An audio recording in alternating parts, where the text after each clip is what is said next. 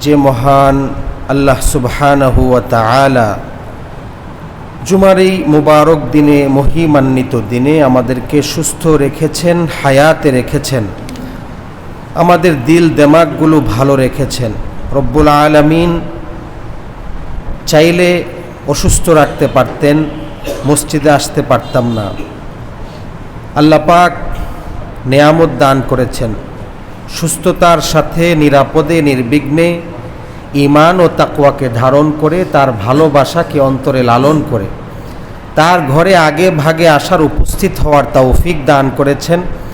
দ্বীনের কিছু কথা বলার এবং শোনার মতো সৌভাগ্য নসিব করেছেন। এজন্য মালিকের দরবারে অন্তরের অন্তঃস্থল থেকে মোহাব্বতের সাথে কালিমাতু শুকর আদায় করে পড়ি আলহামদুলিল্লাহ।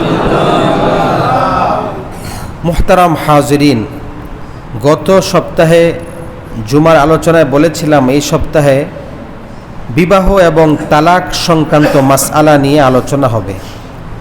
আসলে যেহেতু ডিসেম্বর মাস চলে এবং আজকে 12 তারিখ, সকল শিক্ষা প্রতিষ্ঠানে ভর্তি কার্যক্রম শুরু হয়েছে। এজন্য শিক্ষা বিষয়ে আলোচনা করাটা জরুরি মনে করছি। সে বিষয়ে আজকে আলোচনা করার ইচ্ছা পোষণ করেছি। ওমা তৌফিক ইল্লা বিল্লাহ। যে বিষয়ের কথা বলেছিলাম সেটা আগামীতে আলোচনা করব ইনশাআল্লাহ, অবশ্যই। আজকের আমার আলোচ্য বিষয় শিক্ষা সংক্রান্ত। আল্লাহ সুবহানাহু ওয়া তাআলা সর্বপ্রথম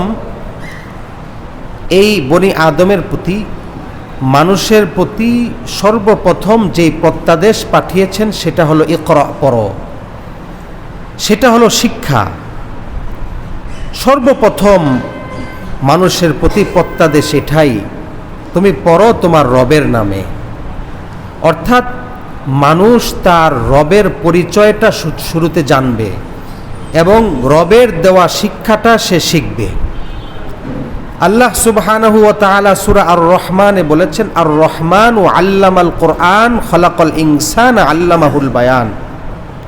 দয়াময় রহমান, যিনি কোরআন শিক্ষা দিয়েছেন, মানুষ সৃষ্টি করেছেন। প্রশ্ন হলো, মানুষ সৃষ্টি আগে, মানুষ তো আগে দুনিয়াতে আসতে হবে, এরপরে কোরআন শিখবে। কিন্তু আল্লাহ এখানে আপনার সিরিয়াল হিসেবে আগে কোরআন শিখার কথা এনেছেন, পরে মানুষ সৃষ্টির কথা আনলেন কেন? এর জবাব হলো যে মানুষ প্রকৃত মানুষ হতে হলে তাকে কোরআন শিখতে হবে, তাকে আল্লাহর দেওয়া এই শিক্ষা, এটা শিক্ষা গ্রহণ করতে হবে, এই শিক্ষায় শিক্ষিত হতে হবে। কোরআনের শিক্ষায় শিক্ষিত হলেই পরে একজন মানুষ প্রকৃত মানুষ হতে পারবে। আল্লাহ তাআলা সর্বপ্রথম মানুষকে যেই শিক্ষা দিয়েছেন, তোমার রবের নামে পড়ো, রবের পরিচয় তোমার জানতে হবে। এবং আল্লাহ তাআলা অন্য জায়গায় বলেন, কুল হাল ইয়াস্তাউইল্লাযীনা ইয়ালামুনা ওয়াল্লাযীনা লা ইয়ালামুন। যারা জানে এবং যারা জানে না তারা সমান হতে পারে না। আল্লাহ প্রশ্ন করছেন, যারা জানে আর জানে না তারা কি সমান হতে পারে? এখানে জানা মানে কি? জানা মানে এলমে দ্বীন জানা, কোরআন জানা, কোরআনে বর্ণিত আল্লাহ তাআলার বাণীগুলো জানা, শিক্ষা গ্রহণ করা। তো যারা কোরআন শিখবে, কোরআনের শিক্ষায় শিক্ষিত হবে তারা, এবং যারা এই শিক্ষাটা শিখবে না, দুই দল কখনোই এক হতে পারে না। এটা হলো আল্লাহ তাআলার কথা।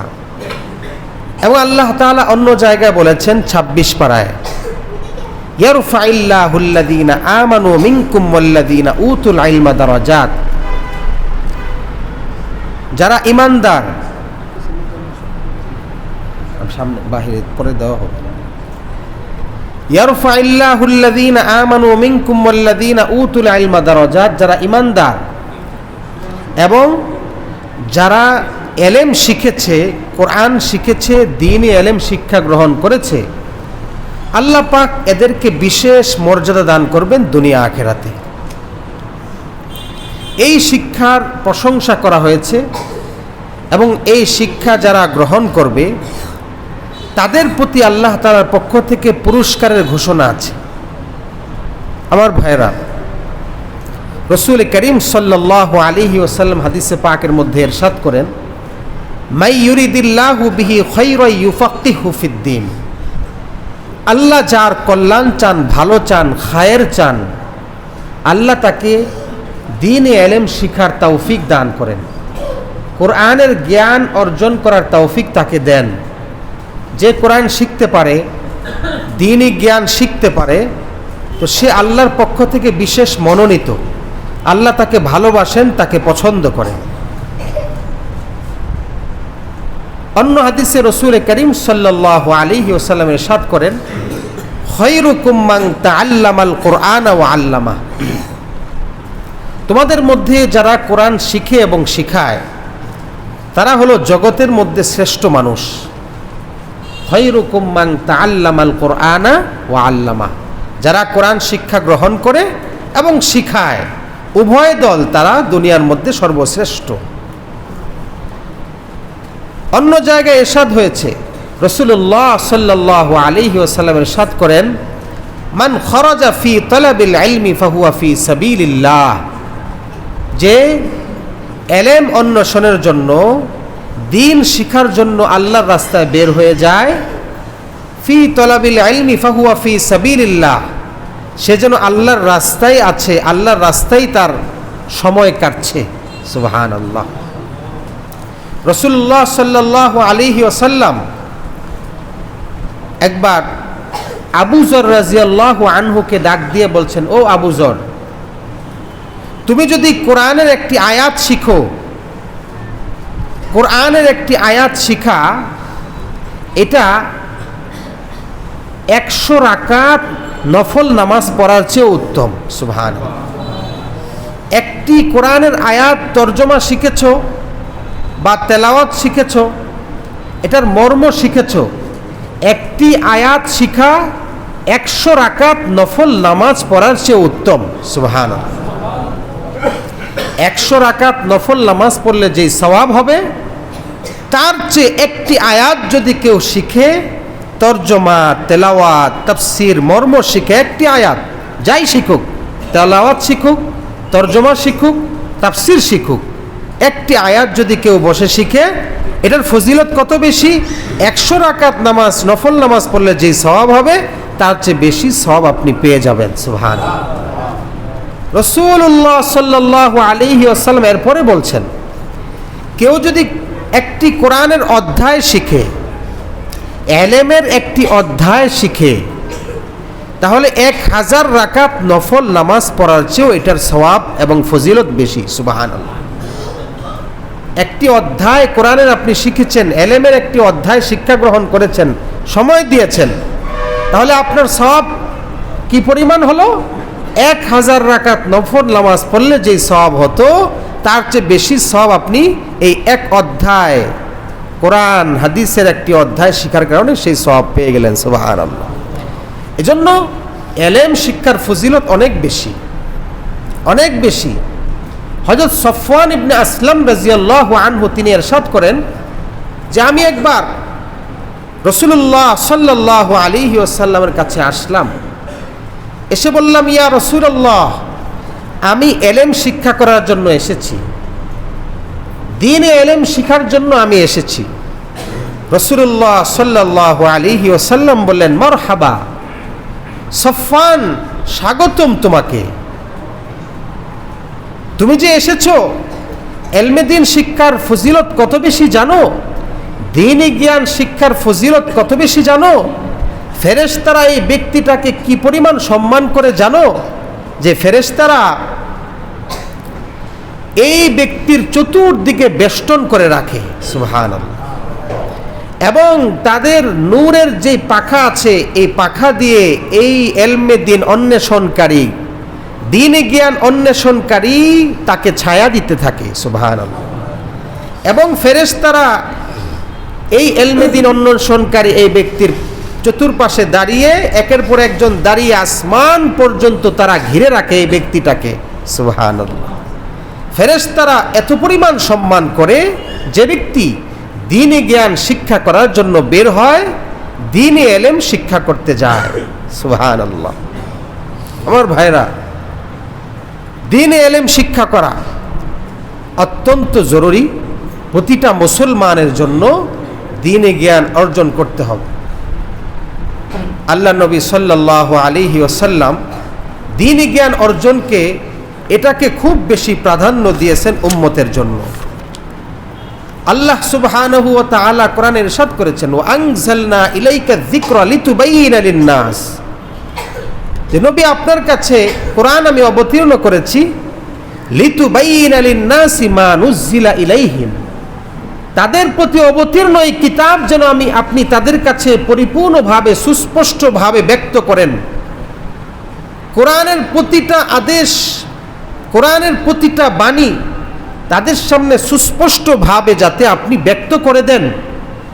লাআল্লাহুম ইয়াতাফাক্কারুন, তারা যাতে এই বাণীগুলোর মধ্যে চিন্তা ফিকির করে, এর থেকে জ্ঞান অর্জন করে, নিজের জীবনের পাথেয় হিসেবে গ্রহণ করে। অন্য আয়াত সূরা জুমুআর মধ্যে ইরশাদ হয়েছে, আল্লাহ তাআলা বলেন, হুয়াল্লাযী বাআসা ফিল উম্মিয়িনা রাসূলাম মিনহুম ইয়াতলু আলাইহিম আয়াতিহি ওয়া ইউযাক্কিহিম ওয়া ইউআল্লিমুহুমুল কিতাবা ওয়াল হিকমাহ। আল্লাহ তাআলা রাসূলকে দুনিয়াতে পাঠিয়েছেন কেন, উদ্দেশ্য বলেছেন। ইয়াতলু আলাইহিম আয়াতি, এক নম্বর উম্মতের সামনে কোরআন তেলাওয়াত করবে, কোরআন পড়ে শোনাবে এবং উম্মতকে কোরআন শিক্ষা দিবে, তেলাওয়াত। ওয়া ইউযাক্কিহিম, দ্বিতীয়ত তাদের আত্মাকে পরিশুদ্ধ করবে। আত্মার মধ্যে যত কদর্য আছে, যত ময়লা আছে, যত অন্যায় বিষয় আছে, সব থেকে এই ব্যক্তিটাকে, উম্মতকে পরিশুদ্ধ করবে, তাদের আত্মাকে পরিশুদ্ধ করবে। 3 নম্বর, ওই আল্লিমুহুমুল কিতাবা, কিতাব শিক্ষা দিবে তথা কোরআন। 4 নম্বর, আল হিকমা, হাদিস শিক্ষা দিবে। অর্থাৎ আল্লাহর প্রেরিত দ্বীনের বিধিনিষেধ, দ্বীনের যাবতীয় বিষয় উম্মতকে শিক্ষা দিবে। তো রাসূলের উদ্দেশ্য এটা ছিল। আমরা উম্মত যদি রাসূলের এই উদ্দেশ্যকে পূরণ করতে না পারি, তথা যদি দ্বীনে ইলম অর্জন না করি, কোরআন হাদিসের জ্ঞান অর্জন না করি, তাহলে রাসূল প্রেরণ হওয়ার উদ্দেশ্য আমরা পূরণ করব না। কোরআনকে যদি আমরা ফেলে রাখি, কোরআন যদি সন্তানকে শিক্ষা না দেই, হাদিস যদি না শিখি, হাদিস যদি শিক্ষা না দেই, এই জ্ঞানের উপর যদি আমি না উঠি, পরিবারকে না উঠাই, সন্তানদেরকে না উঠাই, তাহলে রাসূলুল্লাহ সাল্লাল্লাহু আলাইহি ওয়াসাল্লাম দুনিয়াতে প্রেরিত হওয়ার তার যে উদ্দেশ্য আর মিশন ছিল, সেই উদ্দেশ্যকে আমি পূরণ করলাম না। আর যদি এই উদ্দেশ্যকে পূরণ না করি, তাহলে রাসূল করিম সাল্লাল্লাহু আলাইহি ওয়াসাল্লাম কিয়ামতের দিন আমাদের বিরুদ্ধে আল্লাহর কাছে নালিশ করবেন। ইয়া রব্বি ইন্না কওমি ইত্তাখাযু হাযাল কুরআনা মাহজুরা, 19 পারার প্রথম পৃষ্ঠায় আছে। ইয়া রব্বি ইন্না কওমি ইত্তাখাযু হাযাল কুরআনা মাহজুরা, নবী বলবেন, হে আমার রব, আমার কওম আর উম্মত এই কোরআনকে ফেলে রেখেছে, পরিত্যক্ত অবস্থায় ফেলে রেখেছে। এই কোরআনকে গ্রহণ করেনি, এর শিক্ষা অর্জন করেনি, না নিজে অর্জন করেছে, না সন্তানকে পড়িয়েছে, না পরিবারকে এই শিক্ষার উপর উঠিয়েছে। এইভাবে অভিযোগ করবে আল্লাহর নবী সাল্লাল্লাহু আলাইহি ওয়াসাল্লাম রবের কাছে। কি করব তখন? এই অভিযোগ করলে তখন কি জবাব দিব বলেন? এজন্য দ্বীনি জ্ঞান অর্জন করা অত্যন্ত জরুরি। জাগতিক শিক্ষা এটাও দরকার আছে, অস্বীকার করার কোনো সুযোগ নাই, কিন্তু তার পূর্বে দ্বীনি জ্ঞান অর্জন করা অত্যন্ত জরুরি। দ্বীনের যেই বিধানটা ফরজ, সেই বিধান প্রতিটা মুসলমানের জানা ফরজ। দ্বীনের যেই বিধানটা ওয়াজিব, সেই বিধানটা প্রতিটা উম্মতের শিক্ষা করা ওয়াজিব। দ্বীনের যেই বিষয়টা সুন্নত মুস্তাহাব, সেই বিষয়ের জ্ঞান অর্জন করাও সুন্নত মুস্তাহাব। যেই বিষয়টা হারাম, সেই বিষয় সম্পর্কে জানা ফরজ। যেই বিষয়টা মাকরুহ, সে সম্পর্কে জানা ওয়াজিব। কথা বুঝতে পেরেছেন? এজন্য চলছি ফিরছি, নামাজ পড়ছি, রোজা রাখছি, ব্যবসা বাণিজ্য করছি, চাকরি বাকরি করছি, সব ক্ষেত্রে ইসলামের বিধান আছে। এই বিধানগুলো আমাকে আস্তে আস্তে জানতে হবে। আমরা যারা বয়স হয়ে গেছে, আমরা যারা এখন চাকরি বাকরি ব্যবসা বাণিজ্য করছি, তারা কি করব? তারা আলেম থেকে বারবার প্রশ্ন করে জেনে নেব, আলেম থেকে জানবো কোন কিতাব পড়তে পারি, সেই কিতাব পড়তে থাকবো, আর যেটা বুঝবো না আলেমকে জিজ্ঞাসা করব। এভাবে করে করে প্রতিদিন আপনারা যারা বয়স্ক আছেন, চাকরিজীবী, ব্যবসায়ী, তারা এভাবে আপনাদের জ্ঞান অর্জন করতে হবে। আর সন্তানদের বেলায় কি করবেন? একেবারে সন্তান যখন দুনিয়াতে আসবে, আসার পরে সিদ্ধান্ত নেবেন যে আমি তাকে ডাক্তার, ইঞ্জিনিয়ার যাই বানাই ঠিক আছে, কিন্তু শুরুতে আমি কয়েকটা বছর তার কচি মগজটার মধ্যে শুরুতেই আমি তাকে আল্লাহর পরিচয়, আল্লাহর বাণী এবং হাদিসের প্রাথমিক বুনিয়াদী বিষয়টা তার ব্রেনের মধ্যে দিয়ে দিব। এরপরে আমি যা বানাই সমস্যা তো নাই, ঠিক না? এইটা নিয়ত করতে হবে যে শুরুতে দ্বীনি জ্ঞান 3-4 বছর পড়ার পরে পড়ুক না স্কুলে, কিন্তু আমি শুরুতে তাকে ইসলামের বুনিয়াদী বিষয়টা আমার দিতে হবে। আমার ভাইরা, আল্লাহ সুবহানাহু ওয়া তাআলা নবীকে দোয়া শিখিয়েছেন, রব্বি জিদনি ইলমা। কোরআনে ইরশাদ হয়েছে, আল্লাহ আমার জ্ঞানকে বৃদ্ধি করে দেন। প্রশ্ন হলো, অন্য কোনো বিষয় বৃদ্ধির কথা বললেন না? মাল বৃদ্ধির কথা বলতে পারতেন, সন্তান বৃদ্ধির কথা বলতে পারতেন, কিন্তু এলেম বৃদ্ধির কথা বললেন কেন? কারণ আল্লাহর কাছে এলেমের দাম বেশি, এলেমের মূল্য আল্লাহর কাছে বেশি। জ্ঞান, এলেম বলতে দ্বীনি জ্ঞান, কোরআন হাদিসের জ্ঞানের দাম আল্লাহর কাছে বেশি।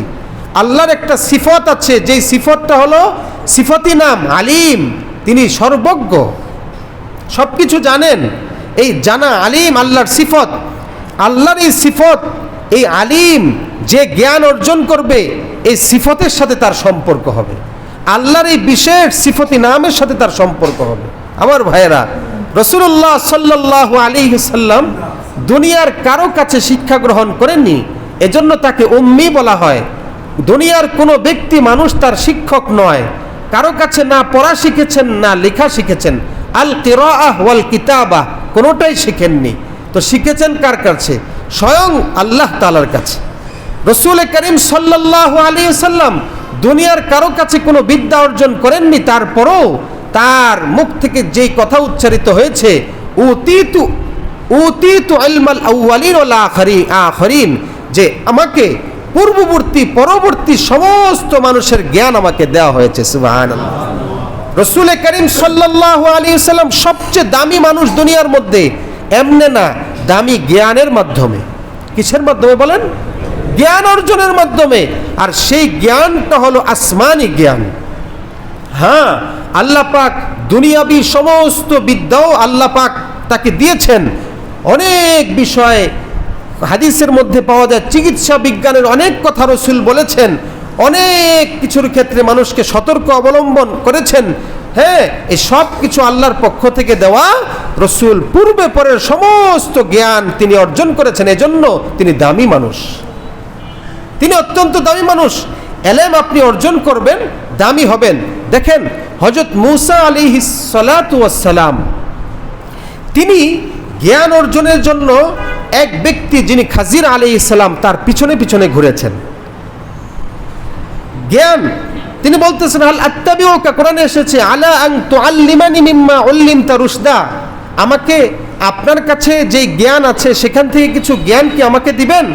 আপনার সোহবতে, আপনার সংস্পর্শে কি আমি থাকতে পারি? খাজির আলাইহিস সালাম মূসা আলাইহিস সালামকে অনুমতি দিলেন। খাজির আলাইহিস সালাম কখনো জমিনে, কখনো পানিতে, কখনো এখানে, কখনো সেখানে, যেখানে গিয়েছেন মূসা আলাইহিস সালাম তার পাশে পাশে ছিলেন। কেন? এলেম অর্জনের জন্য, জ্ঞান অর্জনের জন্য। জ্ঞান অর্জন করতে হবে, দ্বীনি জ্ঞান, এবং সেজন্য কিছু কষ্ট স্বীকার করতে হবে। সাহাবায়ে কেরাম, কোন সাহাবী দেখা গেছে একটা হাদিস জানবেন, উনি জানেন যে অমুক সাহাবীর কাছে এই হাদিসটা আছে রাসূলের, উনি এমন নতুন কিছু জানে, মাইলের পর মাইল পথ অতিক্রম করে তার কাছ থেকে একটা হাদিস অর্জনের জন্য তার কাছে গিয়েছেন। সুবহানাল্লাহ। আমাদের আকাবেরদের ক্ষেত্রে ইমাম বুখারী রহমতুল্লাহ আলাইহির কথা বলেন, ইমাম মুসলিম রহমতুল্লাহ আলীর কথা বলেন, ইমাম আবু হানিফা রহমতুল্লাহ আলীর কথা বলেন, ইমাম শাফির কথা বলেন, যার কথাই বলেন, দ্বীনি জ্ঞান অর্জন করার জন্য তারা এক এলাকা থেকে আরেক এলাকা, এক এলাকা থেকে আরেক এলাকা, কখনো রাত্রে ভ্রমণ, কখনো দিনে ভ্রমণ করে করে করে করে আরেকজন থেকে জ্ঞান অর্জন করেছেন। এইভাবে করে করে তারা দ্বীনি জ্ঞানগুলো জমা করেছেন কষ্ট করে। দ্বীনি ইলম এর মূল্য এত বেশি, আজকে এই জ্ঞানের দাম আমাদের কাছে নাই। আমরা মনে করি যে এটা ফকিরি বিদ্যা। নাউজুবিল্লাহ বলেন নাউজুবিল্লাহ। অনেক মানুষ এরকম মনে করে। আল্লাহ, কোরআন শুধু খতম পড়ার জন্য আসে নাই যে এটা পড়লে খালি খতম।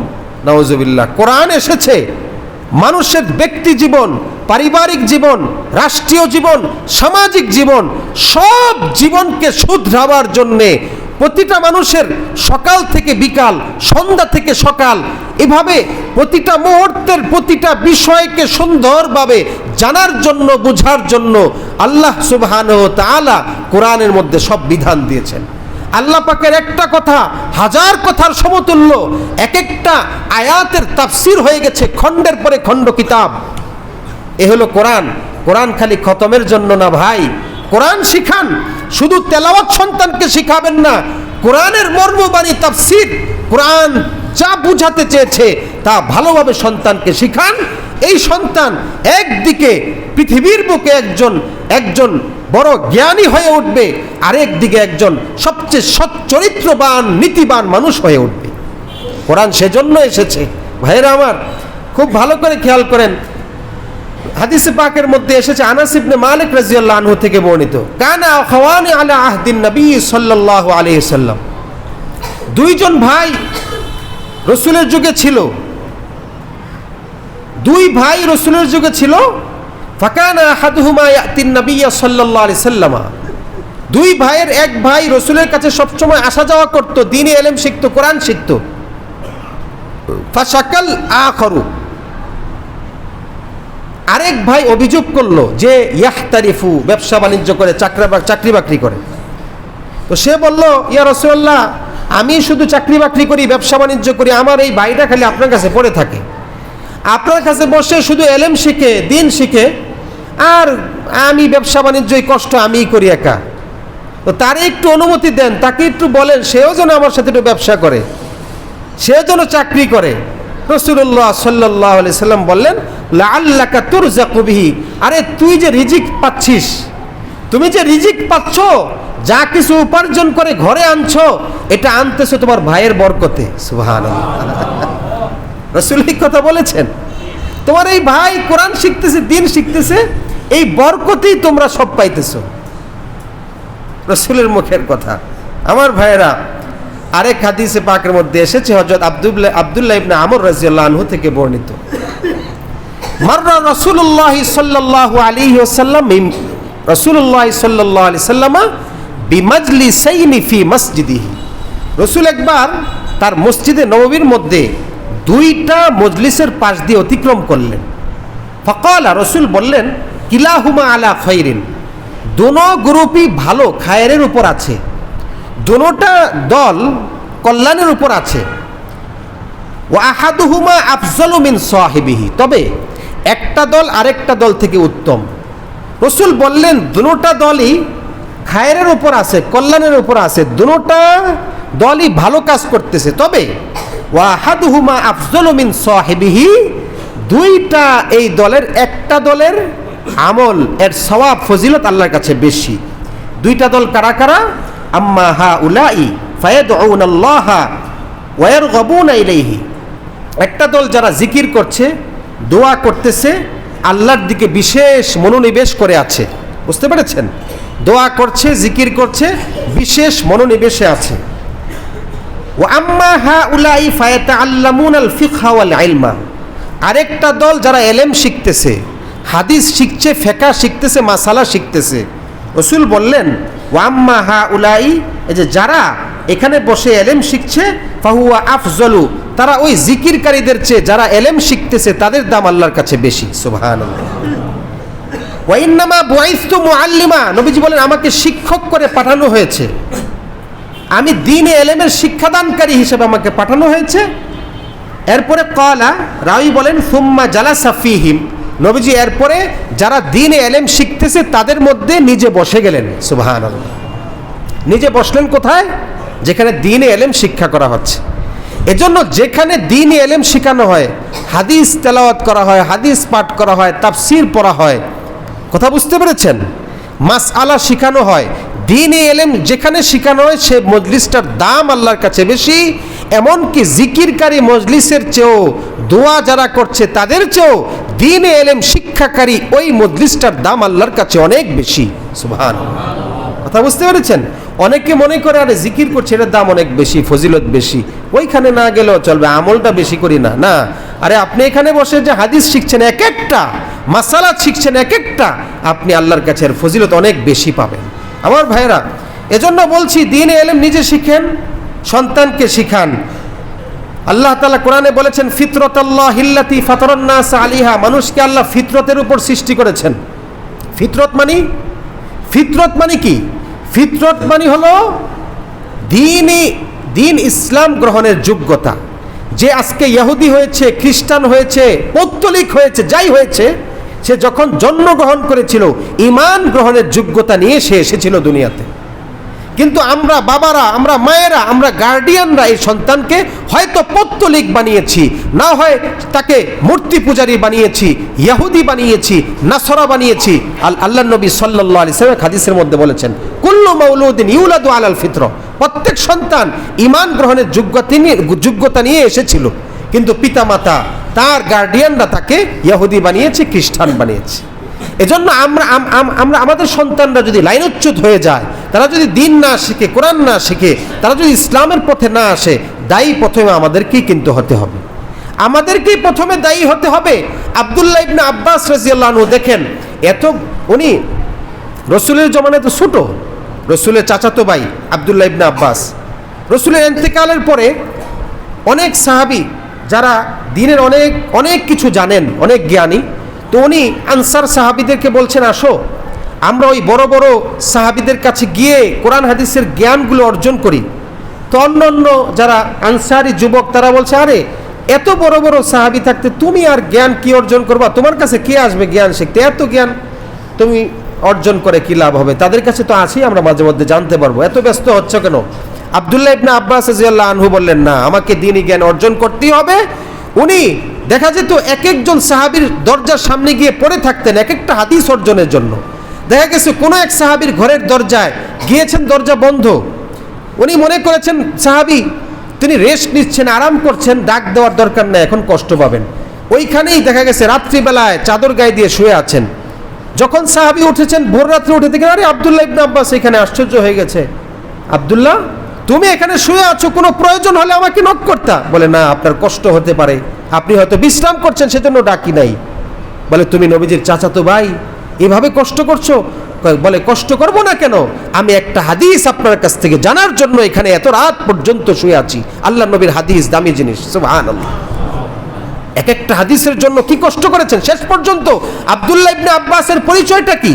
এই উম্মতের মধ্যে আব্দুল্লাহ ইবনে আব্বাস রাদিয়াল্লাহু আনহু সবচেয়ে শ্রেষ্ঠ মুফাসসির বলা হয়, রাইসুল মুফাসসিরিন। তাফসীর করতে হলে আব্দুল্লাহ ইবনে আব্বাসের নাম নিতে হবে। আমার ভাইয়েরা, আমি আলোচনা শেষ করে দিচ্ছি, সভাপতি সাহেব কথা বলবেন, সেক্রেটারি সাহেব একটু কথা বলবেন। আমি সর্বশেষ যেই কথা বলছি, দেখেন আমাদের বিরুদ্ধে অনেক ষড়যন্ত্র আছে বাংলাদেশে। আমরা মনে করতেছি ইসলামী জাগরণ হয়েছে, কিন্তু তলে তলে শিক্ষা নিয়ে অনেক ষড়যন্ত্র হচ্ছে। স্বাধীনের পরে যতগুলা শিক্ষা কমিশন হয়েছে, কুদরতে খোদা থেকে শুরু করে, কুদরতে খোদা শিক্ষা কমিশন থেকে শুরু করে মনিরুজ্জামান শিক্ষা কমিশন পর্যন্ত, সব শিক্ষা কমিশন তারা ইসলামী শিক্ষাকে মাইনাস করার চেষ্টা করেছে। কথা বুঝবেন, আজকে ন্যাশনাল কারিকুলাম থেকে ইসলামী শিক্ষাকে আস্তে আস্তে বাদ দিচ্ছে। আমার ভাইয়েরা, এনজিওরা খুব কঠিনভাবে আমাদের দেশে কাজ করছে। এনজিওরা প্রতি 2 কিলোমিটারের ভিতরে তাদের একটা প্রতিষ্ঠান আছে। সেই প্রতিষ্ঠানগুলোর উদ্দেশ্য কি? বাচ্চাদেরকে নেবে। আমি যা জানতে পেরেছি আমাদের এলাকায়ও আশপাশে আছে এরকম প্রতিষ্ঠান, শুধু ব্র্যাক না, অনেক নামে এনজিওদের প্রতিষ্ঠান আছে। তারা খুব আদর করে বাচ্চাদেরকে সকালে ঘুম থেকে উঠিয়ে তারপর নিয়ে যায়, সন্ধান পাচ্ছি। কিন্তু ভাইরা আমার, এদের উদ্দেশ্য ভালো না, এরা আস্তে আস্তে ঈমান হরণ করবে বাচ্চাদেরকে আপনি তো মনে করছেন মাঝে মাঝে চাল দেয়, ডাল দেয়, এটা দেয় সেটা দেয়, মাঝে মধ্যে খরচ দেয়, ঈদের সময় পোশাক দেয়, এটা দেয়, কোনো খরচ লাগে না, বাহ অসুবিধা কি দেই। আরে আপনার বাচ্চার ইমান সে নিয়ে নেবে ছোট কাল থেকেই। আল্লাহ শিখাবে না, আল্লাহর বিরুদ্ধে শিখাবে। আল্লাহ বলতে কিছু আছে বাচ্চা বলতে পারবে না। আজকে জরিপ করে দেখা যায় সারা বাংলাদেশের মধ্যে প্রতি 10 জন বাচ্চার মধ্যে 6 জন কালিমা জানে না, কালিমা বলতে পারে না। প্রতি 10 জন বাচ্চার মধ্যে 6 জন, 4 জন মাত্র বলতে পারে। আজকে কিছু জরিপ আমি অল্প সময় শোনাবো, দেখেন। ব্রাক স্কুল আমাদের এই বাংলাদেশে প্রতি বছর 10 লক্ষ বাচ্চাকে অনিসলামিক শিক্ষা দিয়ে ইসলাম থেকে বের করে নিয়ে যাচ্ছে। প্রতি বছর এই ব্রাক স্কুল 10 লক্ষ বাচ্চাকে অনিসলামিক শিক্ষা দিয়ে তাদেরকে ইসলাম থেকে বের করে নিয়ে যাচ্ছে। 10 লক্ষ বাচ্চা, চিন্তা করতে পারেন, যাদেরকে তারা শিক্ষা দিচ্ছে এবং ইসলাম থেকে বের করে নিচ্ছে তাদেরকে। এই সন্তানগুলো ঈমান থাকবে না, পরবর্তীতে আল্লাহ হেফাজত করেন। আমার ভাইয়েরা, তাদের 96,000 এনজিওদের শিক্ষা প্রতিষ্ঠান আছে সারা দেশে। 96,000, কথা বুঝতে পেরেছেন?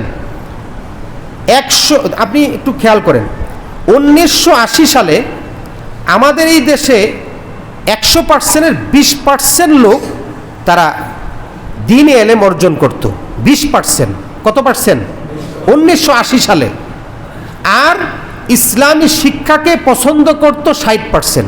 1980 সালের কথা বলছি, জরিপ 20% কোরআনী এলেম, দ্বীন এলেম শিখত, 60% পছন্দ করত, শিখত না। 80% হলো, 20% বাদ, যারা ইসলামী শিক্ষাকে পছন্দই করতো না। 80 সাল। বর্তমানের জরিপ হলো, বর্তমানে সারা দেশে কোরআনী শিক্ষা অর্জন করে মাত্র 2%। কত নেমে এসেছে চিন্তা করেন।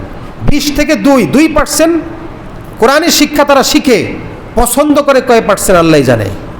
তার মানে আপনি দেখেন কত মানুষ নাস্তিক হয়ে যাচ্ছে, কত মানুষ ইসলাম বিরোধী শিক্ষা শিখে ইসলাম থেকে বের হয়ে যাচ্ছে। খেয়াল করেন, আজকে আলেম থেকে দূরে সরানোর একটা চক্রান্ত চলছে, কোরআন থেকে দূরে সরানোর জন্য। দ্বিতীয়ত, আমাদের এই দেশে লক্ষ লক্ষ মসজিদ আছে, মাত্র 50,000 মসজিদে বাচ্চাদেরকে শেখানো হয়, সেখানে 70 লক্ষ বাচ্চা, যেখানে সারা দেশে বাচ্চা আছে হলো 5 কোটি থেকে 6 কোটি বাচ্চা।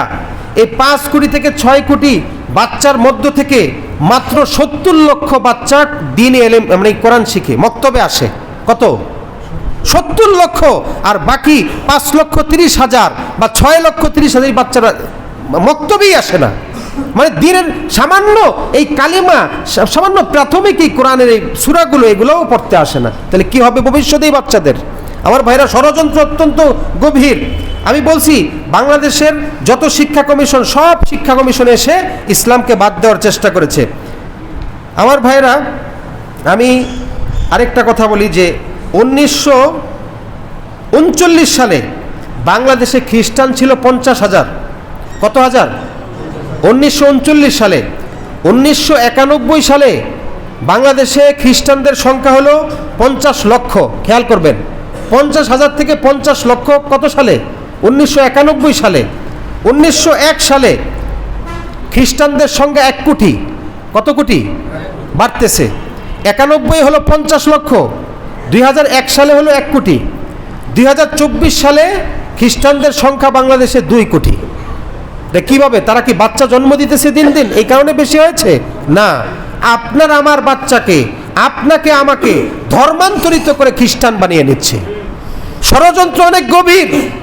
দক্ষিণ সুদানে, তারপরে আপনার আলবেনিয়া, হ্যাঁ, পূর্ব তিমুর, এগুলাতে মুসলিমদের সংখ্যা ছিল 90%, 95%, কিন্তু আজকে 30% মুসলমান। ওই সমস্ত দেশগুলোতে মানে খ্রিস্টান রাষ্ট্র ঘোষণা দেওয়া হয়েছে। ষড়যন্ত্র বাংলাদেশ পাকিস্তান নিয়েও হচ্ছে, আর সেই ষড়যন্ত্রটা হলো শিক্ষা নিয়ে। এ শতাব্দীর খ্রিস্টান ইহুদি বেঈমানদের পক্ষ থেকে মুসলমানদের উপর সবচেয়ে বড় যেই ষড়যন্ত্র, সেটা হলো শিক্ষা নিয়ে ষড়যন্ত্র। কথা বুঝতে পেরেছেন? আমার আপনার সন্তানকে আজকে সকালবেলা মক্তবে আসতে দেয় না, দুপুরে মক্তবে আসতে দেয় না, কোচিং স্কুলের পড়া এইটা সেইটা বলে দিন থেকে, কোরআন থেকে দূরে সরিয়ে নিচ্ছে। এই বাচ্চারা বড় হয়ে দিন বুঝবে না, কালিমা বুঝবে না, আল্লাহ জানবে না, রসুল জানবে না, ইমান থেকে সরে যাবে, ইসলাম থেকে সরে যাবে। সতর্ক করার জন্য বলছি। আমার ভাইয়েরা, জাগতিক শিক্ষাদান কোনো সমস্যা নাই, আপনার সন্তানকে আগে দিনে শিক্ষা দিতে হবে, আগে দিনই শিক্ষা দিতে হবে। আমার আপনার পাশে এই সমস্ত স্কুলগুলো আছে, আমি খবর পেয়েছি যে সকালে ডেকে নিয়ে যায়, দিনই কোনো শিক্ষা নাই, কালিমা নাই, নামাজ নাই, কিছু নাই, খুব আদর করে, এটা ওইটা চকলেট দেয়, নিয়মিত পোশাক, এটা ওইটা চাল ডাল দেয়, তো পরিবার মনে করে ভালোই তো, আমার কোনো খরচ নেই, উল্টা আরও আসে। কিন্তু এই সন্তানকে কালিমা থেকে, ইসলাম থেকে সরিয়ে নেবে। ভাইরা আমার, সতর্ক করছি, আমার আপনার পাশেই ষড়যন্ত্র, আমার আপনার পাশেই ষড়যন্ত্র। এজন্য সোচ্চার হতে হবে। আল্লাহ পাক সহি বোঝার তৌফিক দান করুন। সকলে সন্তানকে মাদ্রাসায় পাঠান, মাদ্রাসায় পাঠান। যে সমস্ত ছেলেরা স্কুলে পড়ে, মাগরিব থেকে এসে আমাদের এখানে দিন শিক্ষার ব্যবস্থা আছে, পড়ুক সেখানে, কিন্তু 1 ঘন্টায় মানে হাদিস, মাসালা, কোরআন এগুলো শিখুক। আমাদের এখানে মাগরিব থেকে এসা সময় আছে, এখানে ভর্তি করান। আরেকটা হলো সন্তান আপনার, যে সন্তান পড়ার সময় হয়েছে, এখন আপনি মাদ্রাসায় দেন, স্কুল পড়ায়েন, পড়ায়েন। আর যদি আলেম বানান তো নুরুন আলা নূর, সবচেয়ে ভালো, সোনায় সোহাগা। তো আপনি আমাদের এখানে শিশু 1, 2 এই ক্লাসগুলো আছে, জেনারেল শিক্ষা সহ ভর্তি চলছে। মানসম্মত শিক্ষক আমরা রাখছি ইনশাআল্লাহ। জানুয়ারি থেকে এখনই ভর্তি চলছে। সন্তানদেরকে পাঠান অনাবাসিক, সকাল থেকে দুপুর। যারা 1-এ পড়বে, 2 পড়বে, তাদের আবার 2 টাইম, জোহর থেকে আসর, এভাবে রুটিন করা আছে। আমাদের সাথে সাক্ষাৎ করুন। হ্যাঁ, আমরাও আপনাদেরকে যথেষ্ট ছাড় দেব, আর্থিক চিন্তা করবেন না, যার যেমন সামর্থ্য সেভাবেই দিবেন, আমরা তার প্রতিও লক্ষ্য রাখবো ইনশাআল্লাহ। ঠিক আছে তো? আল্লাহ পাক সহি বোঝার তৌফিক দান করেন, আমিন। ওয়া আলাইনা ইল্লাল বালাগ। আসলে জরুরি কথা বলতে গিয়ে একটু বিলম্ব, আরেকটু আগে ছাড়লে ভালো হতো। আমাদের সম্মানিত সভাপতি সাহেব